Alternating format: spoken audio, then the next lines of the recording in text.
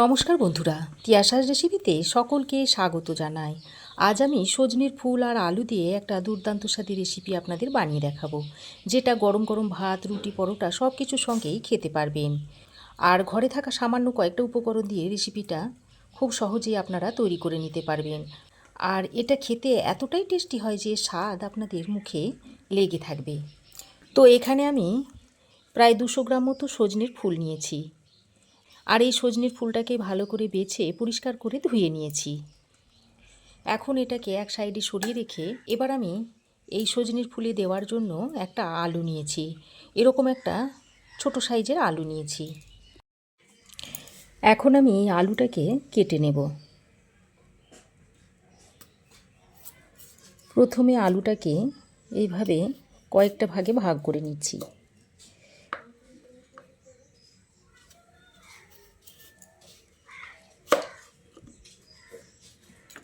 তো দেখুন, এরকম প্রথমে পাতলা পাতলা করে আলুটাকে কেটে নিয়েছি। তারপর আবারও এরকম লম্বালম্বি করে কেটে নিচ্ছি আলুটাকে।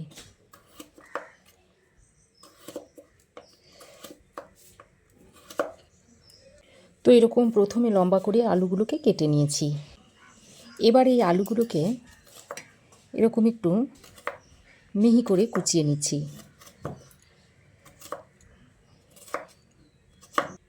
এইভাবে যদি আলুটাকে খুব ছোট ছোট করে কুচানো হয় তাহলে রান্নাটা খুবই তাড়াতাড়ি হবে। তো আলুগুলোকে আমি এরকম একটু ছোট ছোট করে কুচিয়ে নিয়েছি। তারপর আলুগুলোকে একটা প্লেটের মধ্যে তুলে নিচ্ছি।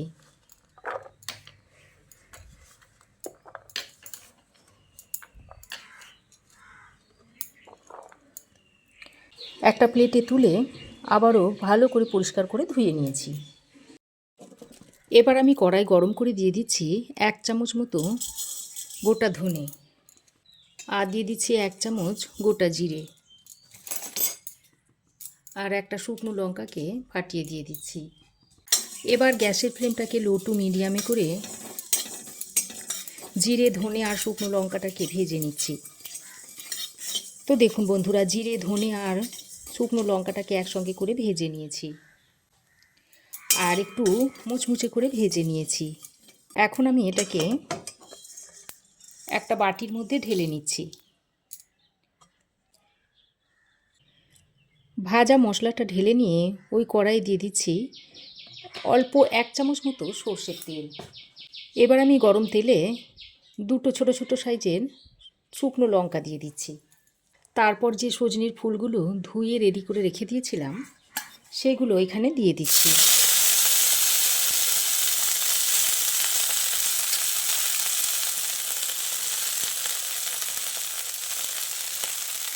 এবার গ্যাসের ফ্লেমটাকে লো টু মিডিয়ামে করে এই সজনের ফুলটাকে তেলের সঙ্গে নেড়ে চেড়ে মিশিয়ে নিচ্ছি।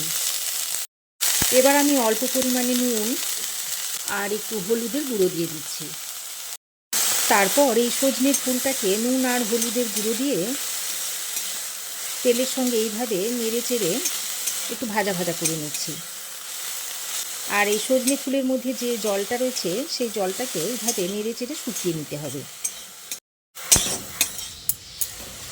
সজনে ফুল তেতো হওয়ার কারণে অনেকেই সজনের ফুল খেতে চান না, তবে আজ আমি যে পদ্ধতিতে আপনাদের সজনের ফুলটা তৈরি করে দেখাচ্ছি এইভাবে একবার তৈরি করে দেবেন, দেখবেন আঙুল চেটে খেয়ে নেবে।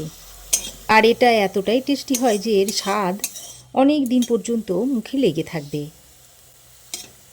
তো দেখুন, সজনের ফুলটাকে আমি তেলের সঙ্গে এইভাবে নেড়ে চেড়ে এই জলটা শুকিয়ে নিয়েছি। আর দেখুন, সজনের ফুলটা পরিমাণে অনেকটাই কমে গেছে। এবার আমি এটাকে তুলে একটা প্লেটে নিয়ে নিচ্ছি।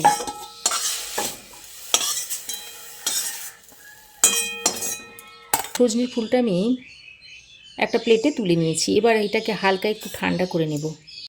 তো দেখুন, সজনের ফুলটাকে আমি হালকা একটু ঠান্ডা করে নিয়েছি। এবার আমি একটা মিক্সিং জার নিয়েছি। এই মিক্সিং জারের মধ্যে সজনের ফুলটাকে দিয়ে দিচ্ছি। আর যে ভাজা মশলাটা তৈরি করেছিলাম সেটা এখন এর মধ্যে দিয়ে দিচ্ছি।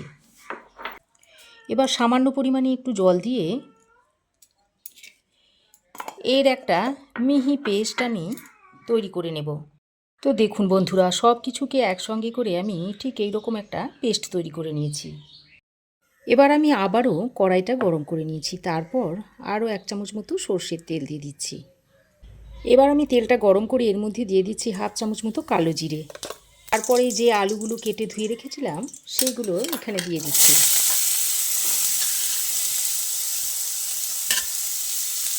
তো আলুগুলোকে দিয়ে তেলের সঙ্গে এভাবে একটু নেড়ে চেড়ে মিশিয়ে নিচ্ছি। আলুটা দিয়ে ফোড়নের সঙ্গে বেশ কিছুক্ষণ নেড়ে চেড়ে মিশিয়ে নিয়ে এর মধ্যে অল্প পরিমাণে একটু নুন আর একটু হলুদের গুঁড়ো দিয়ে দিচ্ছি।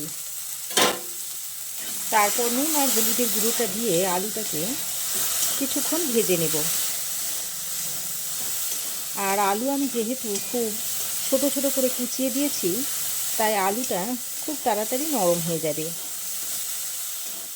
তো নুন হলুদটা দিয়ে ভালো করে নেড়ে চেড়ে মিশিয়ে নিয়ে এবার একটা ঢাকনা লাগিয়ে আলুটাকে 2-3 মিনিট মতো ভেজে নেব।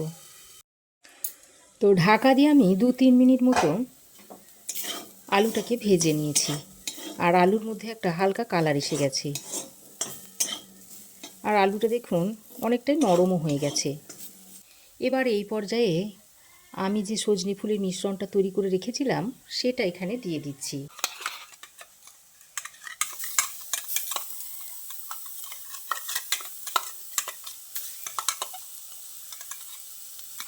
আর মিক্সিতে অল্প পরিমাণে জল নিয়ে ধুয়ে সেটাও এখানে দিয়ে দিচ্ছি। তারপর সব কিছুকে একসঙ্গে ভালো করে নেড়ে চেড়ে মিশিয়ে নিচ্ছি।